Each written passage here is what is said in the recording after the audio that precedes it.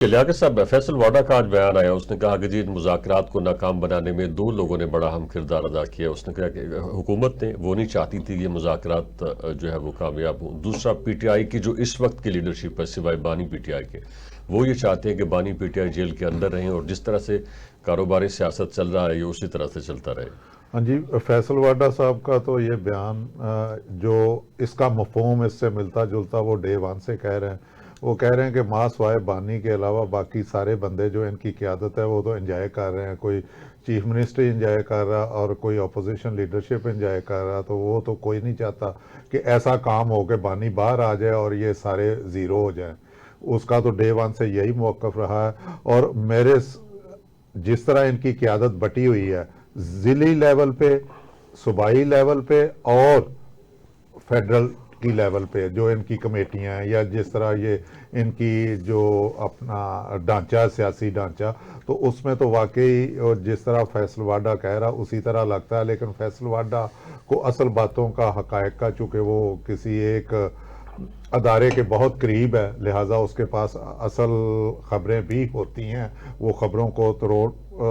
یوں کہہ لیں کہ گما کے ایک جلیبی کی طرح پیش کرتے ہیں۔ لیکن اس کی بات میں یہ حقیقت ہے کہ اس کے علاوہ بڑے لوگ جو ہے نا بیچ میں پتہ نہیں کون کس کا بندہ ہے۔ یہاں یہ بھی کہا جاتا ہے کہ پی ٹی آئی کی قیادت میں اس وقت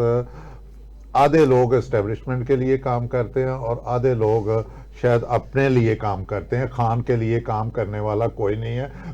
سو لوگوں نے تو یہاں تو فیصل واڈا تو کہتا ہے اگر عمران خان کو بچانا ہے تو اس کی بیوی کو بگانا ہے۔ ٹھیک ہے میاں وحید صاحب، کل کچھ ممبران صوبائی اسمبلی علیمہ خان کے پاس گئے اور اس سے جا کے کہا کہ جی آپ پارٹی کو ٹیک اوور کر لیں، پارٹی کے اندر دھڑے بندی ہے، جتنے لوگ ہیں اتنی زبانیں ہیں اتنی آوازیں ہیں، اور ابھی لیاقت صاحب نے بھی اسی طرف اشارہ کیا۔ تو آپ کا بھی یہ پسندیدہ موضوع ہے، آپ اکثر اس کے اوپر بات کرتے ہیں کہ جی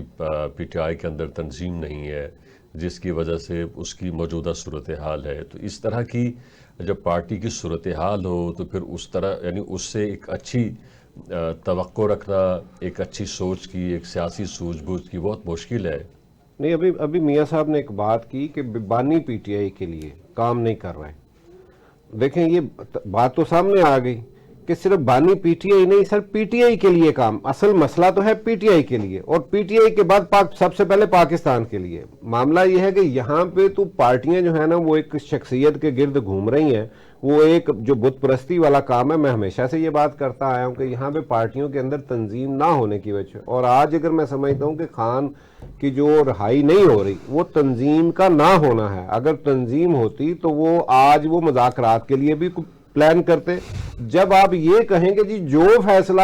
بانی کا ہوگا، یعنی آپ لوگوں کے اندر، آپ ہزاروں کی تعداد میں یا سینکڑوں کی تعداد میں جو لیڈرشپ ہے ان کے اندر کسی کے اندر اتنی قابلیت نہیں ہے کہ وہ کوئی بات کر سکے، یعنی جو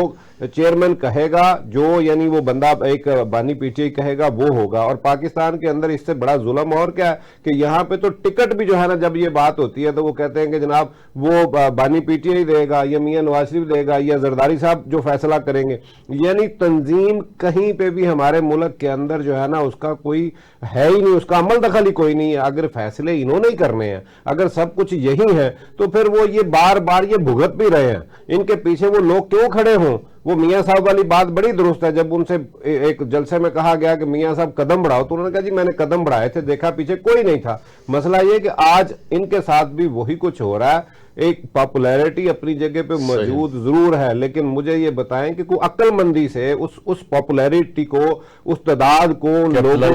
کو کسی طریقے سے انہوں نے آج تک استعمال کیا ہو۔ اگر یہ اس کو استعمال کرتے تو آج بانی پی ٹی آئی نہ جیل میں ہوتا اور نہ یہ غلط فیصلے خود انہوں نے کیا کیے، پارٹی کے فیصلے آپ وہ اسمبلی سے نکلنے سے لے کے حکومتیں ختم کرنے تک، اور اس کے بعد سب سے بڑا میں سمجھتا ہوں کہ جو جرم پاکستان کے اندر پی ٹی آئی کی طرف سے ہوا وہ یہ تھا کہ اگر بانی پی ٹی آئی پہ کوئی بات آتی ہے، جی آ جائیں جی بنی گالا اشتہار، ابھی میسج چل رہے ہیں کہ آ جائیں جی ہم نے تحفظ کرنا ہے، آ جائیں جی زمان پر، یعنی ریاست کے سامنے لوگوں کو کھڑا کر دیا۔ یہ سب سے بڑا جرم میں سمجھتا ہوں کہ یہ تھا کہ لوگوں کو ریاست کے سامنے جو ہے وہ کھڑا کر کے جناب ان کو اس پہ اکسایا گیا کہ جناب ہم نے یہ نہیں کرنے دینا۔ بھئی آپ آج اندر ہیں، اگر اس وقت بھی چلے جاتے تو شاید اب تک یہ معاملے حل ہو جاتے۔